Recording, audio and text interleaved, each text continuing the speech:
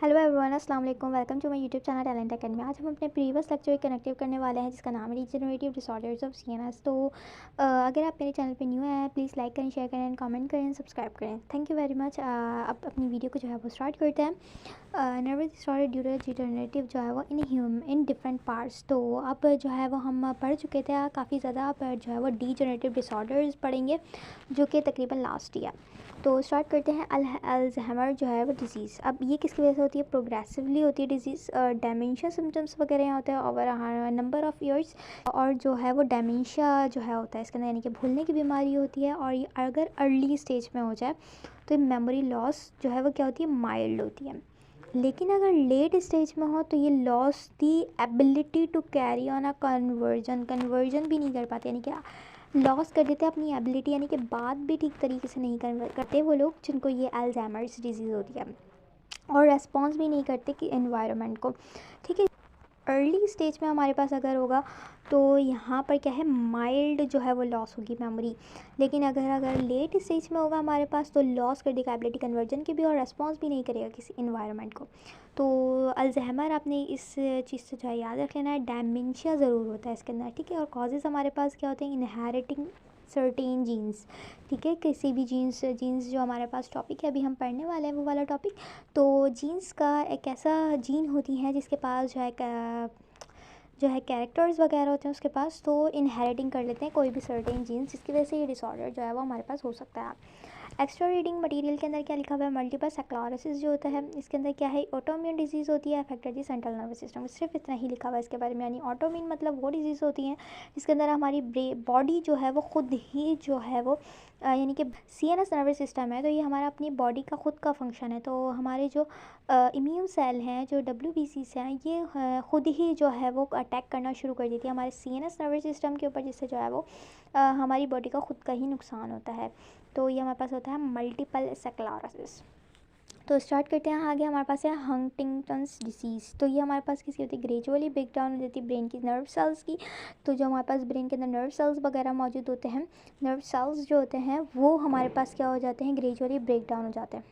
वो break down हो जाते हैं और फिज़िकल मूवमेंट में ये बहुत ज़्यादा मसला होता है। इमोशंस वगैरह को भी ये जो है वो अफेक्ट करता है। और कॉग्निटिव एबिलिटीज़, अब ये वाली एबिलिटीज़ कौन सी होती है? वो एबिलिटी होती है जो हमारी एक्स्ट्रा डूइंग एक्टिविटीज़ होती हैं। तो आई होप समझ आ गया होगा। आगे चलते हैं। हमारे पास ये सिम्टम्स क्या है? हमारे पास मेमोरी और डिफ़िकल्ट टू रिकॉल, मेमोरी जो है वो लॉस हो जाती है। हार्ड टू लर्न मसला होता है, ठीक है, पढ़ने में मसला होता है। माइल्ड डिसीजेस इंडिविजुअल में हैव डिल्यूजन्स भी हो सकते हैं और हेलुसिनेशंस। अब ये क्या चीज़ होती है? यानी कि ये वो वाले हेलुसिनेशंस और डिल्यूजन्स वो होते हैं कि यार रियल हकीकत में ऐसा कुछ होता ही नहीं है जैसे वो पर्सन देख रहा होता है और सुन रहा होता है।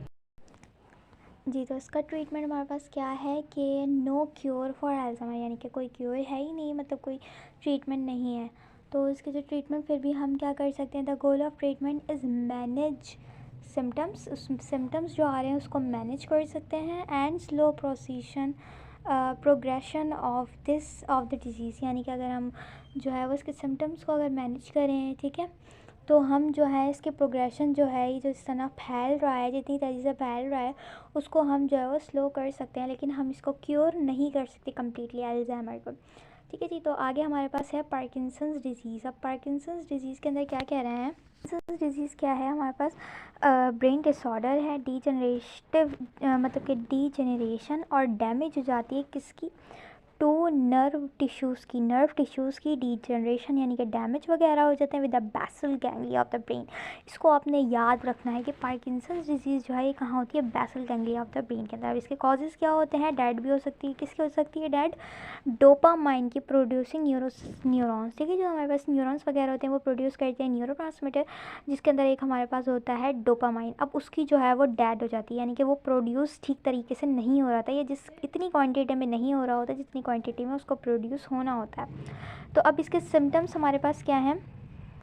तो सिम्टम्स हमारे पास क्या कह रहे हैं कि ट्रीमर्स इन द आर्म और leg which is verse at the time when limb is in rest. यानी कि इसका जो ट्रीमर्स होते हैं, यानी कि ये किस में ट्रीमर्स किस में होता है? आर्म और लेग्स के अंदर। अब ये ज़्यादातर किसके अंदर होता है? जब हमारी आर्म जो होती है वो जो है वो रेस्ट में होती है। अब ट्रीमर्स हमारे पास क्या होता है? ये लरजना, काँपना जिसको हम कहते हैं, शेकिंग जिसको कहते हैं, तो ये जो है इस ट्रिमर्स के अंदर हो जाती है, और लेग्स वगैरह ट्रिमर्स हो जाती है किसके अंदर होती है, लेग्स में और आर्म्स वगैरह के अंदर। ये कब ज़्यादा होता है, जब टांग जो है वो रेस्ट में होती है, यानी हमारी जो लिम्स होती हैं वो रेस्ट में होती है। लेटर द डिजीज़ जो होती है वो बोथ साइड्स पर होने लग जाती है, बॉडी के स्टिफ हो जाती है, बॉडी स्टिफनेस आ जाती है, उसमें वीकनेस हो जाती है और ट्रैम्बलिंग हो जाती है मसल्स वगैरह के अंदर। ट्रीटमेंट हमारे पास क्या है, इसका कोई क्योर नहीं है, मतलब कोई ट्रीटमेंट नहीं है पार्किंसन डिजीज़ का, लेकिन जो ट्रीटमेंट होता है वो to help relieve your symptoms, अपने जो है वो अवेलेबल हैं ट्रीटमेंट्स जो कि क्या करेंगे, इसके सिम्टम्स के अंदर जो है वो कमी पेशी लाएंगे, यानी कि इसके सिम्टम्स को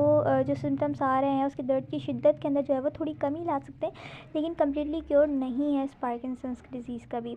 और maintain your quality of life, और अपनी मेंटेन कर सकते हैं लाइफ की क्वालिटी को, लेकिन आप इसको कम्प्लीटली क्योर नहीं कर सकते हैं।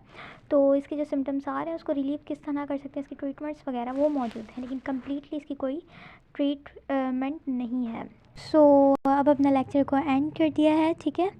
सो अगर लेक्चर पसंद आया तो प्लीज़ लाइक करें, शेयर करें, कमेंट करें। Thank you very much. अल्लाह हाफ़िज़।